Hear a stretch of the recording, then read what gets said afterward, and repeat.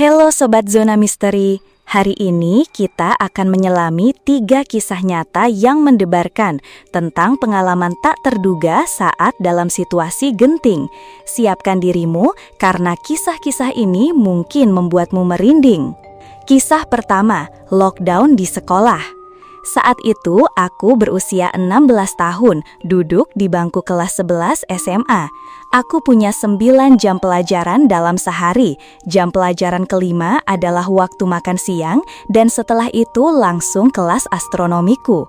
Kelas astronomiku sebenarnya diadakan di salah satu dari 2 ruang kelas di lantai bawah tanah sekolah. SMA-ku memang besar, ada 3 lantai dan itu pun tidak cukup untuk menampung semua kelas yang ditawarkan. Jadi, sekolah membangun 2 ruang kelas di lantai bawah tanah. Sejujurnya agak menyeramkan di sana jika tidak ada siapa-siapa. Dulu itu adalah area kebersihan, namun direnovasi agar lebih menyerupai lorong biasa. Satu-satunya masalah adalah tidak ada intercom atau pengeras suara di lantai bawah tanah saat itu. Untuk alasan itu, tidak ada kelas yang diadakan di sana pada jam pelajaran pertama untuk pengumuman pagi. Semua orang menyebut bagian kecil dari area bawah tanah ini sebagai ruangan bawah, dan semua orang selalu mencoba mendapatkan kelas di sana hanya karena ber-AC dan kelasnya biasanya lebih santai. Ditambah lagi, ada kamar mandi pribadi di sana. Kami ada ulangan di kelas astronomi hari itu. Biasanya, aku salah satu yang pertama selesai karena aku merasa kelas itu mudah. Setelah selesai ulangan, aku mengirim pesan kepada temanku, Adi, yang berada di ruang kelas bawah tanah lainnya untuk bertemu di kamar mandi karena aku bosan. Dia bilang, "Oke." Aku keluar dari ruang kelas dan menyusuri lorong kecil ke kamar mandi. Beberapa detik kemudian, pintu terbuka dan temanku, Adi, masuk. Kami bercanda sebentar sampai Adi memeriksa ponselnya dan mengatakan seseorang mengiriminya pesan bahwa sekolah akan melakukan lockdown. Kami berdua saling pandang dengan senyum jahil yang sama. Tidak ada guru kami yang melihat kami meninggalkan kelas. Itu berarti kami bebas berkeliaran di sekolah saat lockdown. Kami setuju untuk menyelinap ke atas dan melihat-lihat lorong, hanya iseng saja. Paling buruk yang bisa terjadi adalah kami harus menjelaskan bagaimana kami tidak bisa mendengar pengumuman di ruang kelas bawah tanah. Setelah membuka pintu bawah tanah menuju lantai utama, kami terkejut menemukan semua lampu sudah dimatikan, jadi lorong-lorong gelap gulita, kecuali cahaya yang masuk dari pintu di lobi. Ini serius, karena biasanya lampu dibiarkan menyala di lorong selama lockdown. Sesuatu sedang terjadi, dan kami tidak yakin apakah kami nyaman untuk berjalan-jalan sekarang. Adi melangkah sedikit lebih jauh ke lorong, dan aku mengikutinya. Adi kemudian melihat ke ujung lorong dan berkata, "Siapa itu?" Aku melihat, dan muncul dari kegelapan adalah seorang pria. Awalnya, kami tidak bisa memastikan apakah dia seorang guru atau bukan, tapi saat dia mendekat, kami menyadari pria ini sama sekali tidak berpakaian seperti staf sekolah manapun. Dia berpakaian seperti gelandangan. "Baiklah, ayo pergi," kataku pada Adi saat kami bergegas kembali ke lantai bawah tanah. Dia pasti melihat kami, siapapun dia.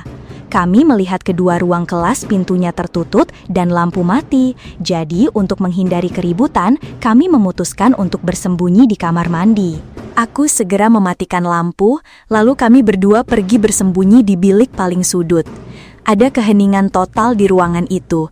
Tidak ada ventilasi, tidak ada pemanas, tidak ada apa-apa. Hanya suara nafas aku dan Adi dan sesekali tetesan dari wastafel. Pintu kamar mandi tiba-tiba terbuka dan cahaya dari lorong membanjiri kamar mandi sesaat. Pintu tertutup dan kamar mandi kembali gelap gulita.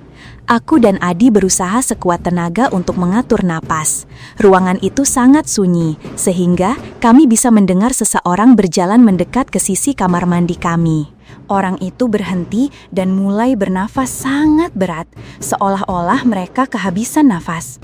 Aku dan Adi berdua ketakutan setengah mati. Adi melakukan sesuatu yang sangat bodoh.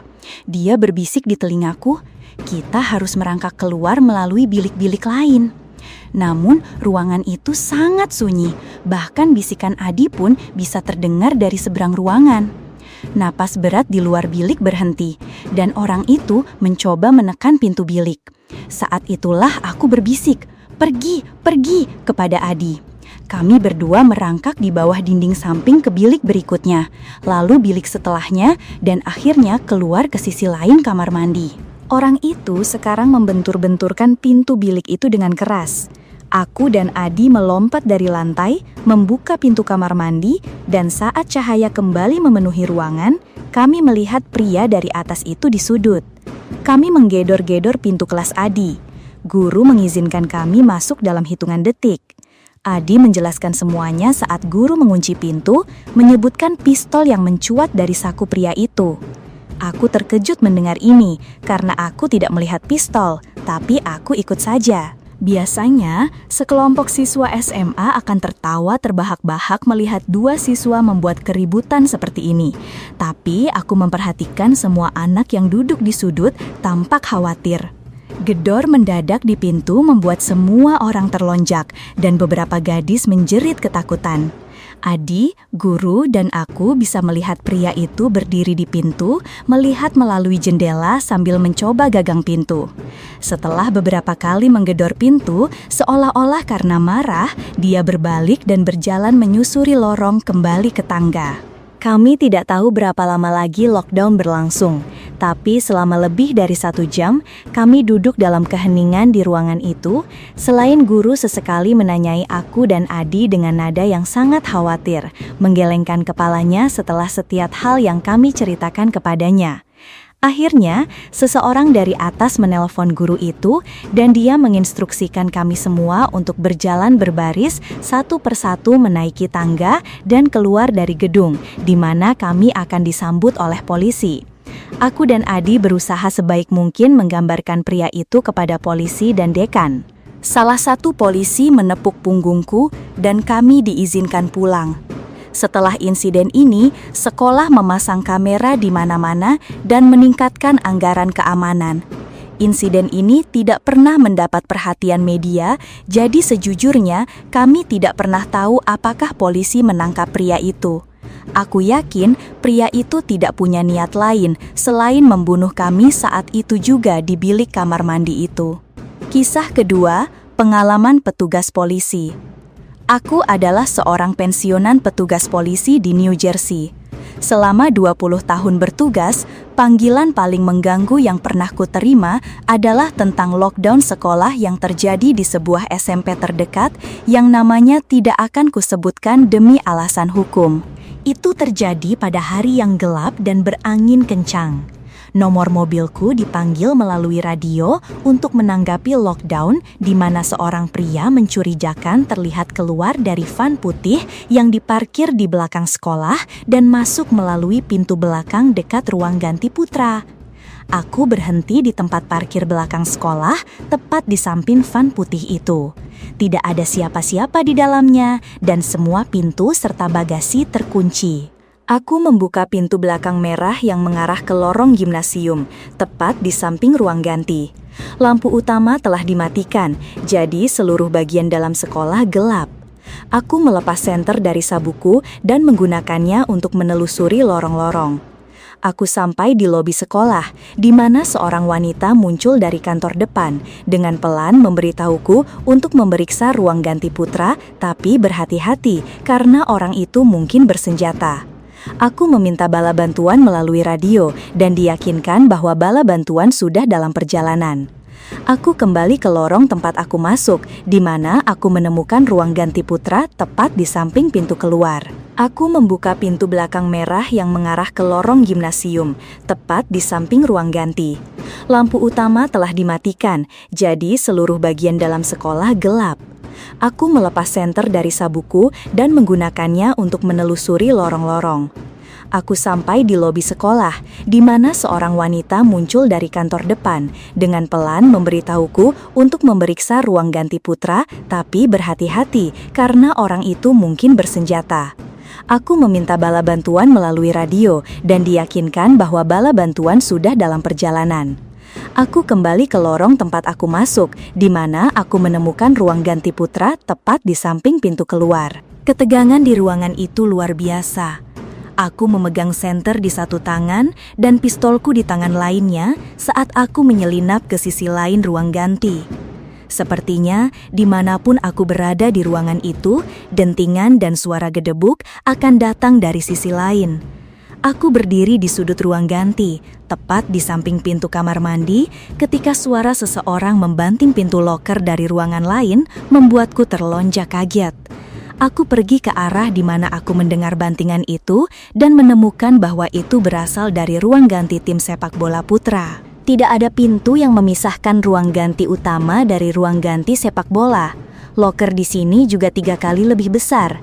Aku akhirnya punya keberanian untuk membuat keberadaanku diketahui dengan berteriak, "Polisi!" Setelah berteriak, seorang anak mulai berteriak, "Tolong!" dari suatu tempat di ruangan itu. Suaranya sangat teredam.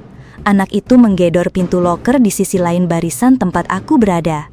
Ketika aku menemukan bahwa anak laki-laki itu terperangkap di dalam loker, perutku terasa mual. Aku bilang aku akan segera kembali, sekali lagi memanggil bala bantuan sambil berlari keluar ke tempat van putih itu berada.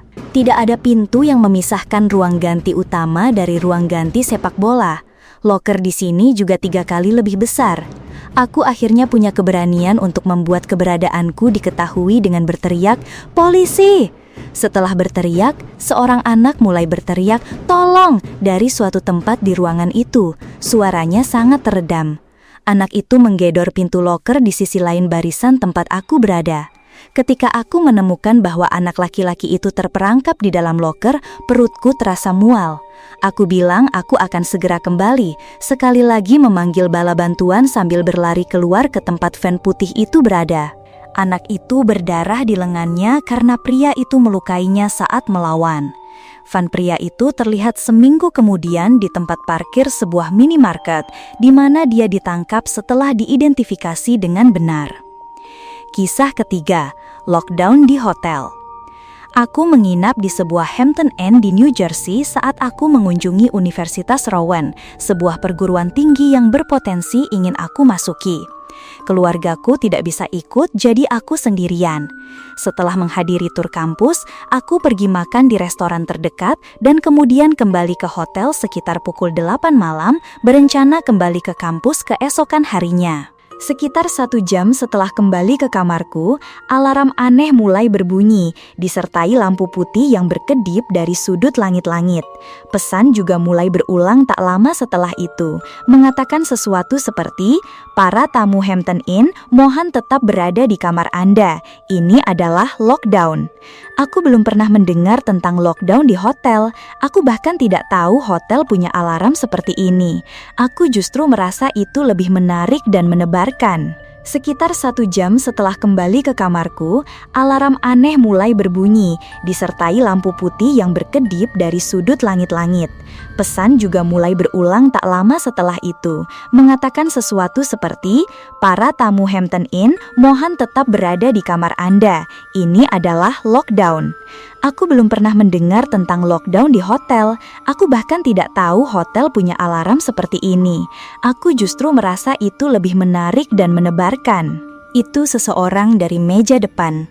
Aku berharap mereka akan memberitahuku tentang alarm dan kapan akan mati. Tapi ternyata orang di ujung sana berbicara dengan suara yang sangat khawatir. Dia menyuruhku untuk tetap tenang dan segera keluar dari pintu. Aku mengambil kesempatan itu untuk menanyakan apa sebenarnya yang sedang terjadi. Dia melanjutkan dengan mengatakan bahwa ada seseorang di kamarku dan menyuruhku untuk segera keluar. Aku menjatuhkan telepon dan secara naluriah mulai melihat ke sekeliling. Sebagian diriku penasaran apakah benar-benar ada seseorang di dalam kamar. Aku memeriksa bawah tempat tidur dan melihat ke kamar mandi yang kosong. Tidak ada siapa-siapa di kedua tempat itu. Kemudian, aku memperhatikan pintu lemari tepat di samping kamar mandi. Itu salah satu lemari dengan pintu geser kayu. Itu terbuka sedikit, hanya celah kecil, dan melalui celah kecil itu, aku bisa melihat wajah seseorang. Awalnya, aku tidak sepenuhnya memahami apa yang kulihat, tapi ketika pintu itu bergeser tertutup, saat itulah aku panik dan lari keluar pintu. Orang-orang di meja depan menunjukkan rekaman keamanan dari 1 jam sebelumnya. Seorang pria yang tampak mencurigakan berjalan-jalan di lorong, tampaknya mencari kamar tertentu. Ketika dia sampai di kamarku, dia membukanya dengan kartu yang entah bagaimana dia peroleh, dan itu saja. Aku tetap di sana saat pihak berwenang membawa orang itu keluar dengan borgol. Tentu saja itu seorang pria, bertubuh agak pendek, berusia awal 40-an. Dia menatapku saat lewat, seolah dia langsung tahu siapa aku. Menakutkan rasanya jika mengingat kembali bahwa dia mungkin telah mengawasiku selama lebih dari 1 jam dari dalam lemari itu.